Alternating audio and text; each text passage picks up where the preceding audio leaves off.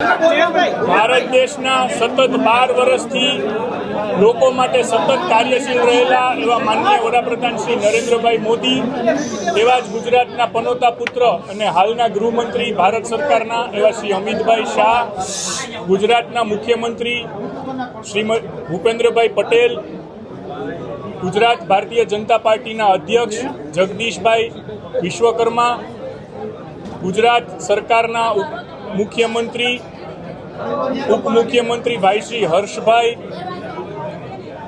સૌરાષ્ટ્ર વિભાગના ઝોન મહામંત્રી સન્માનીય અનિરુદ્ધભાઈ, ગુજરાત ભારતીય જનતા પાર્ટીના સંગઠન મહામંત્રી સન્માનીય રત્નાકરજી, અન્ય સૌ ગુજરાત ભારતીય જનતા પાર્ટીના મહામંત્રી ભાઈ શ્રી પ્રશાંતભાઈ હિતેન્દ્રસિંહ, રાજકોટના અધ્યક્ષ માનનીય માધવભાઈ, સૌ સાંસદ ધારાસભ્ય ભારતીય જનતા પાર્ટીના ચૂંટાયેલા કોર્પોરેટરો અને ખાસ કરીને રાજકોટની પ્રજાનો આ તકે હૃદયથી આભાર માનું છું. ભારતીય જનતા પાર્ટી અને રાષ્ટ્રીય સ્વયંસેવકના સંઘના સંસ્કાર નાનપણથી જ મારા પિતાશ્રી ચિમનભાઈ શુક્લને જોઈને બહુ સાહજિક રીતે આવ્યા છે.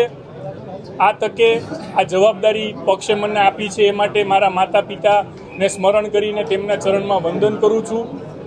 અન્ય ગુજરાતના પનોતા પુત્ર સ્વર્ગીય વિજયભાઈ અને અંજલિબેનને પણ આ તકે ખાસ યાદ કરીને એમના સ્નેહની અપેક્ષા સાથે આ જવાબદારી હું ઉપાડીશ. ઘણું બધું કરવાનું છે. 2.5 વર્ષ રાજકોટ માટે જે રાજકોટની જનતા ભારતીય જનતા પાર્ટી પાસેથી અપેક્ષા સેવી રહી છે, એ અપેક્ષા પરિપૂર્ણ કરવાની જવાબદારી જ્યારે અમારા લોકોની ટીમ ઉપર આપી છે, ત્યારે અમારા પક્ષનો હૃદય સાથે આભાર માનીને આ જવાબદારીનું વહન કરવા માટેની સંપૂર્ણ તૈયારી અને ઉત્સુકતા બતાવી રહ્યો છું.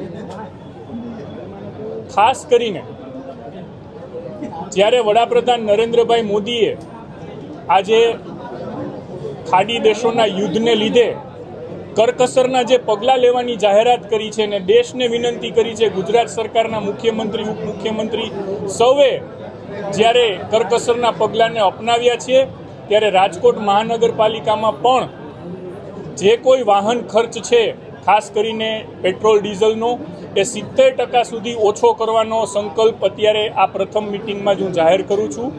અને કોઈ લાંબો સમય અમારે પસાર નથી કરવો. હમણાં જ અત્યારે જ સ્ટેન્ડિંગ કમિટીની મિટિંગ પતે એટલે રાજકોટના કમિશનર સહિત સૌ ઓફિસરોની મિટિંગ બોલાવેલ છે.